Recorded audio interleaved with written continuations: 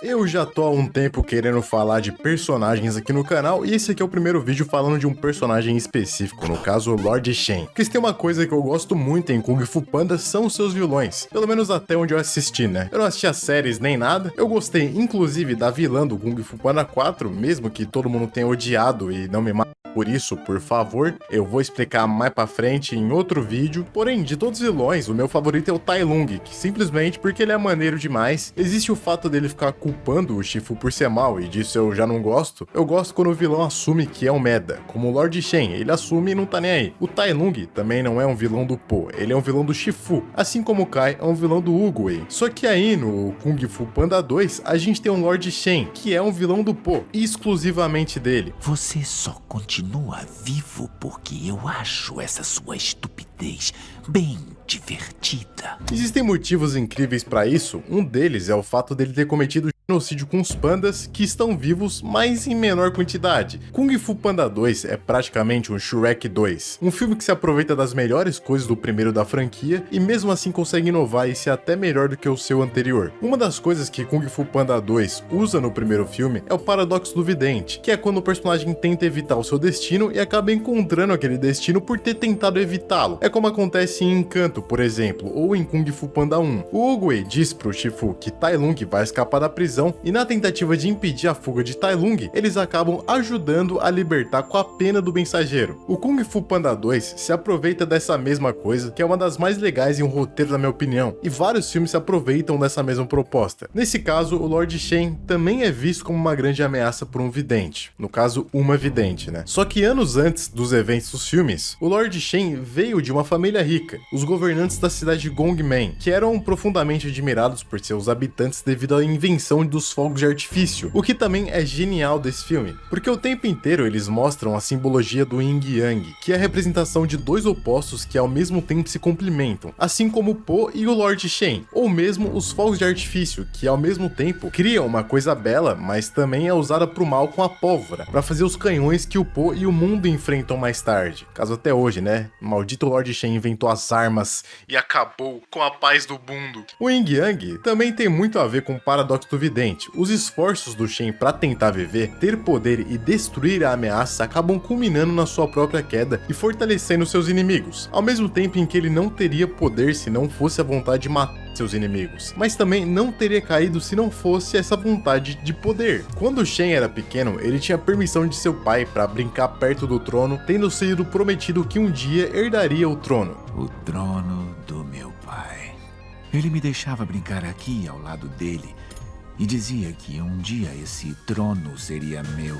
E quanto mais ele cresceu, mais vontade teve de fabricar armas para ajudar na guerra, e aqui acontece algo semelhante ao Tai Lung, onde uma vidente enxerga um mal no personagem e isso faz com que ele seja desprezado pelos seus tutores. Ela diz que, se ele continuar nesse caminho, ele vai acabar sendo derrotado por um guerreiro preto e branco. E me desculpe, mas eu não paro de imaginar o quanto esses filmes não seriam diferentes se os videntes só não ficassem calados, tá ligado? Se ele só cala a boca, só não fala nada. Eu argumento que se a vidente não tivesse falado nada, ele não teria feito nada e nem se tornado alguém mau, mas outras pessoas argumentam que isso teria acontecido independente da vidente. E aí a gente fica só na base da especulação mesmo, não tem muito o que fazer. Depois de ouvir que seria derrotado enquanto espionava a conversa, o Shen decidiu evitar a profecia a todo custo, mas em vez de refletir sobre seus objetivos e escolher outro caminho na vida, como a vidente esperava que ele fizesse, Shen decidiu atacar todas as criaturas pretas e brancas, os pandas, e caçá-los até a extinção para impedir a ascensão ou o nascimento do Po, que era o guerreiro, né, que ia matar ele, liderando sua gangue de lobos para massacrar uma vila. Aqui, Kung Fu Panda se torna um filme pesado demais, mas por causa do show de bolice do nosso querido dragão guerreiro, fica tudo leve e descontraído. E também porque é um desenho infantil, né, eles têm que maneirar mesmo. Depois do massacre, o Shen volta pro seu palácio apenas para ver que sua família estava horrorizada e enojada com o que ele havia feito, e todo mundo estava esperando que ele tomasse outro caminho e não matasse os pandas para evitar ser derrotado. Mas ele tinha vontade do fogo, ele queria poder, ele queria ajudar na guerra, ele queria fazer armas, ele gostava disso. Ele estava interessado nos fatores destrutivos da pólvora. E o pior disso tudo é que ele não se vê errado em nenhum momento. Ele justifica suas ações com o poder que conquista, semelhante à filosofia maquiavélica de os fins justificarem os meios. filhos. Só que será que isso é assim mesmo? Vamos ver mais pra frente se é realmente essa perspectiva que ele leva até o final. O pai de Lord Shen, furioso, considerou ele uma ameaça para o nome da família e o sentenciou ao exílio junto com uma gangue de lobos, pelo massacre dos pandas. Acreditando que seus pais o odiavam e sentindo que fez isso em autodefesa para alcançar seus objetivos, o Shen jurou que voltaria e reivindicaria o que era seu por direito. E parando para pensar, o exílio foi uma punição mais tranquila que os pais puderam dar para ele. Eles não tiveram que ver o filho preso pela eternidade, nem tomaram decisão de pena de morte para o próprio filho. Eles foram até muito suaves quando escolheram o exílio, apesar disso ser considerado algo muito mais brutal na antiguidade do que hoje em dia. Às vezes as pessoas preferiam suicídio forçado do que o exílio, mas enfim, né? Deve ser muito mais difícil para um pai mandar o seu filho para a pena de morte do que qualquer outra coisa. E após o exílio de Shen, a sua família ficou muito triste, muito deprimida, e mais tarde eles morreram de tristeza, de desgosto, entregando o seu poder pro conselho de Kung Fu de Gongmen. E muito diferente do Tai Lung, o Shen encontra força no uso de suas armas e não só das artes marciais. É claro que ele luta muito bem, mas ele também usa muita arma o tempo inteiro. O estilo de animação dele é o mais complexo entre todos os vilões, isso também porque ele é o vilão mais profundo, mas talvez eu ache isso porque ele tem a voz do Coringa na versão brasileira e isso dá um peso muito grande pra ele. Por que está tão sério? E a diretora do segundo filme afirmou que era como estar trabalhando em cima de 6 personagens ao mesmo tempo, tanto porque ele é um pavão, tanto pelo seu estilo de luta que é diferente de tudo que tem nesse universo, e provavelmente um dos estilos mais bonitos de luta. E eu não tô nem falando que ele é o mais forte nem nada do tipo, até porque ele levaria uma sova dos primeiros mestres Kung Fu que apareceram no começo do filme. Ele só tem um estilo bonito mesmo. A questão que fica é, a motivação do Lord Shen é uma boa motivação? Ele quer dominar a China pra quê, exatamente? Já que ele não tem mais a necessidade de aprovação dos pais porque eles já morreram, só resta se provar pra si mesmo. E eu não posso deixar de pensar que ele também se culpa por tudo o que fez e talvez até tenha percebido que ele fez merda, principalmente quando os pais morreram de desgosto, quando a vidente fala isso pra ele. Só que agora é muito tarde pra voltar atrás, ele já tá nesse caminho, ele sabe que ele tá errado, mas ele pensa que não tem como voltar. Oprimir e subjugar o mundo inteiro fará você se sentir melhor. Já é um começo. Isso fica mais claro em um diálogo com a vidente, onde ele afirma que os pais o odiavam, mas a vidente rebate dizendo que isso não era verdade, porque eles morreram de desgosto ao exilá-lo. Ele parece entender isso ao dizer o seguinte: Os mortos pertencem ao passado. Eu preciso olhar para o futuro. Isso mostra que ele sabe que os pais não o odiavam. Caso contrário, poderiam fazer coisa pior com o próprio filho. O fato dele brincar com o pai na infância também corrobora para essa versão. O problema é que ele mesmo colocou na cabeça que já não tem mais volta. Afinal de contas, ele cometeu um genocídio em uma vila de pandas. Isso realmente não tem volta. É um crime imperdoável. E admitir em voz alta que ele tá errado é o mesmo que admitir que todas as decisões que ele tomou até agora estão erradas e que ele entendeu tudo errado até esse momento. E ele é orgulhoso demais para admitir isso. Orgulhoso demais para admitir que tudo o que ele fez foi em vão e que nada teve um significado real. Em resumo, que ele é um merda que tomou decisões merdas por um motivo merda que nem ele acredita mais. Falar que ele tá errado em voz alta é falar que ele é um lixo. E ele não quer isso. Ele quer literalmente o contrário. Ele quer se achar muito foda. Por isso que ele quer a China inteira. O Shen é uma daquelas pessoas que destruíram todos os seus laços com as outras pessoas e agora tentam justificar isso adquirindo todos os bens materiais que podem, sendo que no fundo ele só queria algo imaterial. Talvez o que ele quisesse esse tempo inteiro fosse a paz interior que quem tem é o Po. Ele inveja isso. Como encontrou a paz?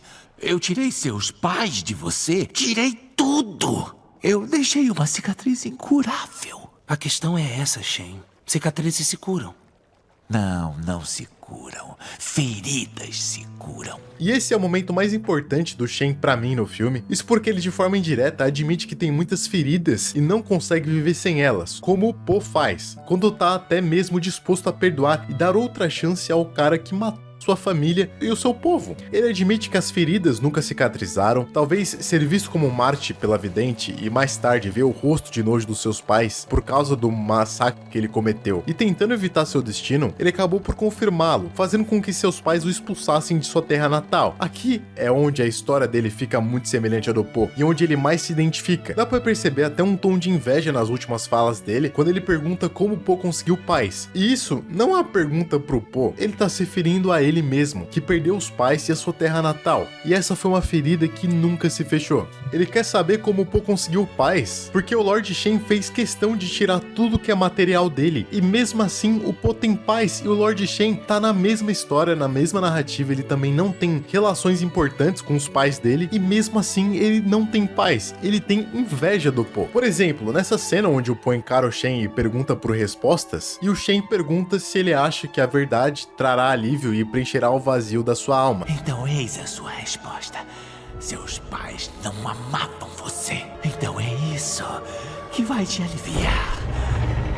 Aqui ele claramente não tá falando do Po, mas de si mesmo, e como ele sentiu que os pais não o amavam, principalmente quando duvidaram do seu caminho e foram consultar uma vidente, que de novo, pra mim é o principal culpado disso tudo.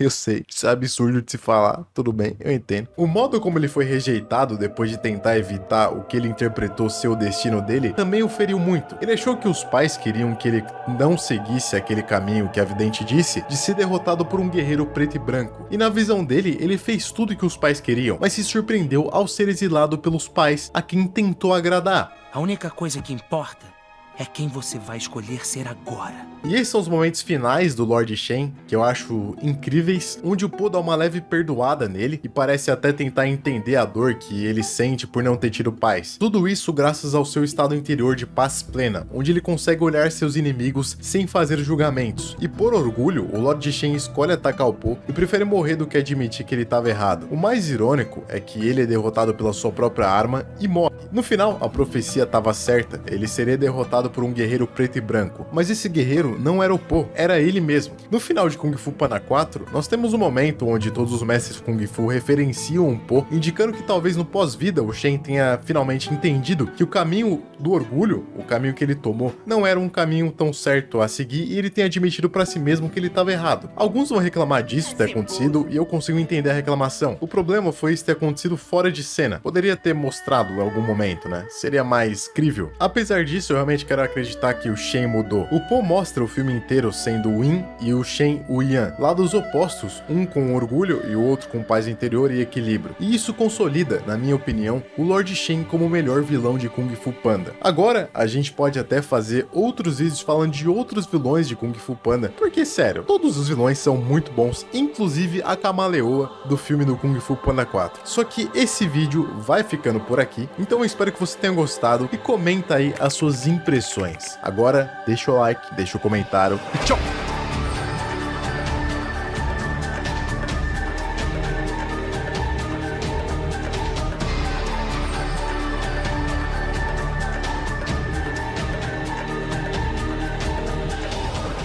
ハムレット R